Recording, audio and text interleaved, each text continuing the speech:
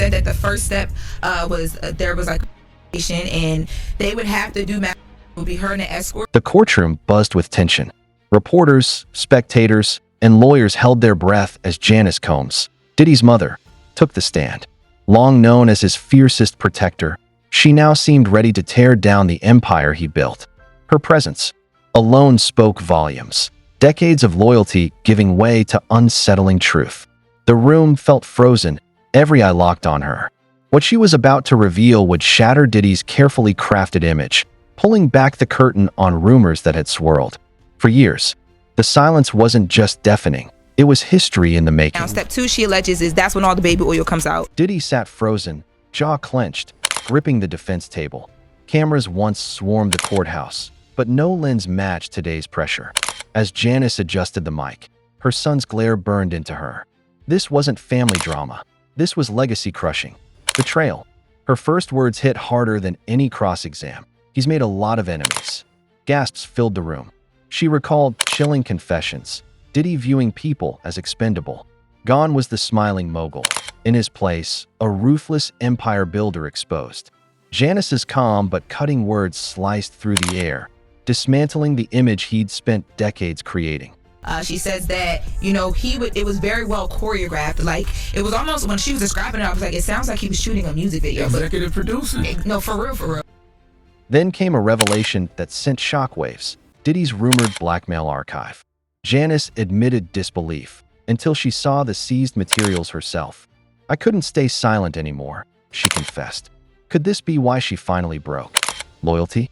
A secret trove of incriminating evidence, videos, documents, recordings, uncovered during federal raids.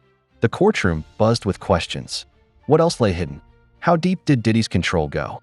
As Janice's testimony continued, his legal team whispered urgently, but the damage was done.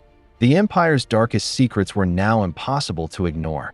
So that first step was the descriptive foreplay, and then step 2 is the touching. Step 1 was what she called descriptive foreplay, where she would have to verbally describe everything happening with the male escort. Diddy wanted to hear every detail, like he was listening to an X-rated audiobook. Oh, she said that the first step was there was like and they would have to do math.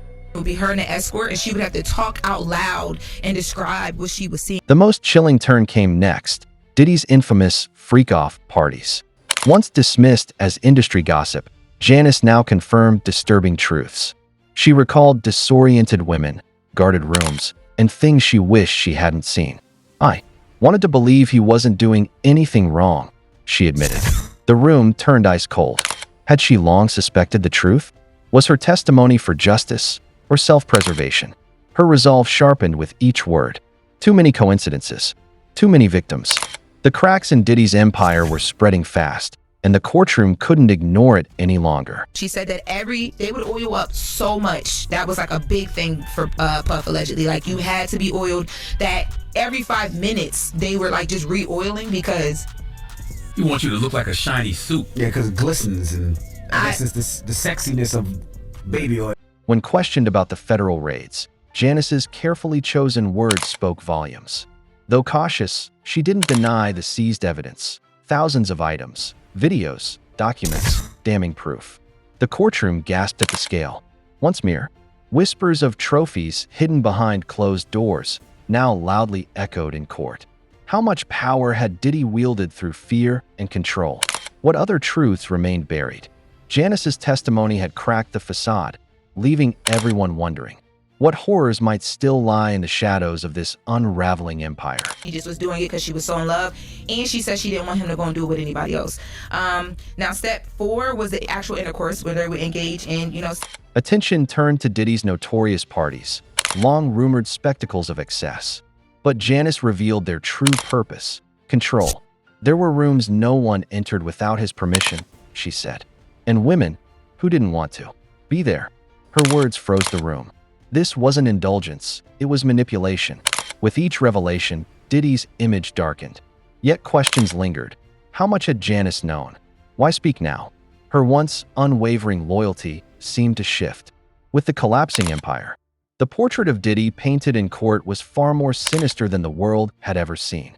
She said that a lot of times after they would finish, the escorts would Ejaculate. have a happy ending, and Puff would make her take that happy ending and rub it on his nipple, and then they would engage in whatever they were going to do, just Cassie and Puff allegedly. So his man milk on Puff's. That's what Cassie is alleging, that she that Puff liked her to rub it on. Janice's testimony exposed deeper family fractures. She spoke of strained ties, past scandals, and the infamous Kirk Burroughs lawsuit. The former Bad Boy president claimed Diddy used violence and intimidation to seize control, with Janice allegedly playing a key role. Was her testimony now self-preservation, or a long-overdue confession? The courtroom buzzed with speculation. Had she been complicit all along, or was this her bid to distance herself as the fallout deepened? The cracks in the Combs family legacy now threatened to shatter completely. And we've heard this story, but she said that, because we heard before that there were extra linens because There's dookie on the sheets. so what she said was she was actually made to have freak-offs during her period, and so there would be blood on a lot of the sheets. As testimony unfolded, the courtroom buzzed, not with words, but what remained unsaid. Janice seemed to hold back, her silences as telling as her statements. Reporters scrambled to capture every nuance. What secrets still lingered? How much darker could this story get? Diddy wasn't just fighting for freedom, he was fighting for his identity. And Janice's words had already dismantled so much. The truth was clawing its way forward, and as court adjourned, one chilling question remained: what horrors were still hiding in the shadows? Exactly, because the prosecutors opened up that literally probably like 15 minutes before that. The prosecutors were like, Cassie is going to tell you that Diddy allegedly made this escort urinate on her. That there's an escort sitting in front of us sworn in on the stand saying, no, Cassie told me to do that. Outside the courtroom, the ripple effects began.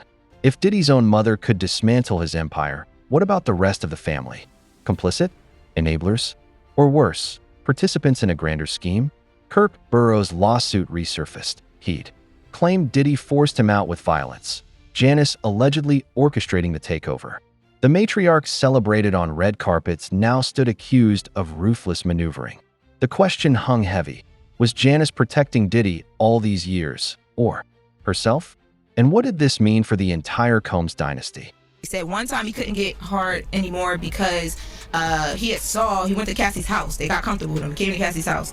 When he was there, Cassie and Diddy was in the room. He was outside in the living room. Diddy comes out and goes off on Cassie, like allegedly beats her up bad because she took a long time to come back in the room to him. And he said after he saw that was his first time seeing her get physically touched. Details of Burroughs' claims chilled the courtroom.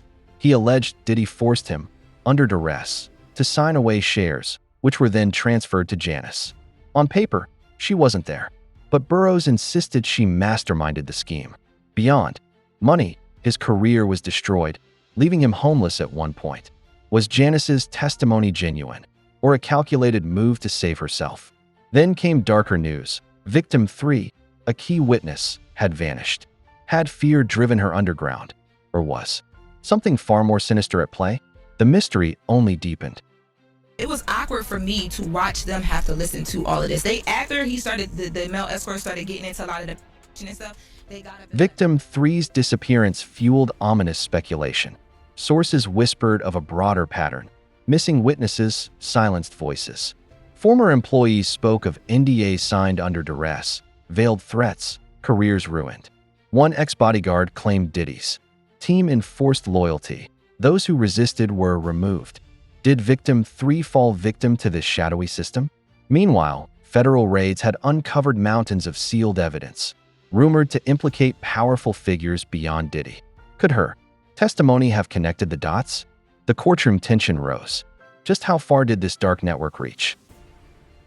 She decided to go deal with somebody else, so she dipped. Puff was coming. He came, he's looking for her, can't find her. He grabs his gun.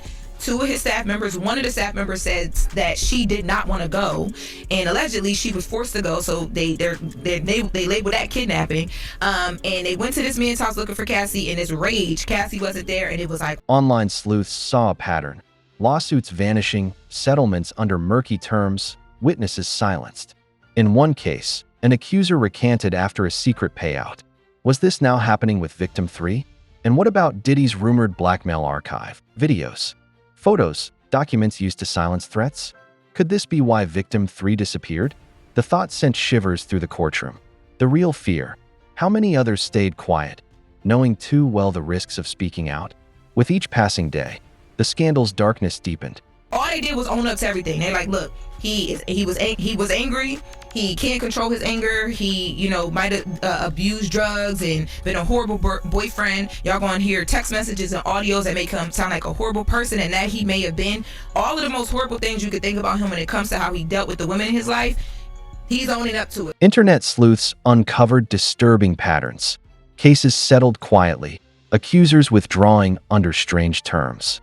A former staffer recanted after receiving a secret payout, one of many eerily similar outcomes. Now, eyes turned to victim 3. Had she too been silenced? And then there was Diddy's rumored blackmail archive, allegedly used to control or destroy potential threats. Could this be why she vanished? The implications were terrifying. If he was charged with domestic violence, we wouldn't be arguing today. If he was charged with abuse in a certain way, we wouldn't be arguing today. But because he's charged with everything else, the sex trafficking and all these other things, we're here because he's not guilty of that.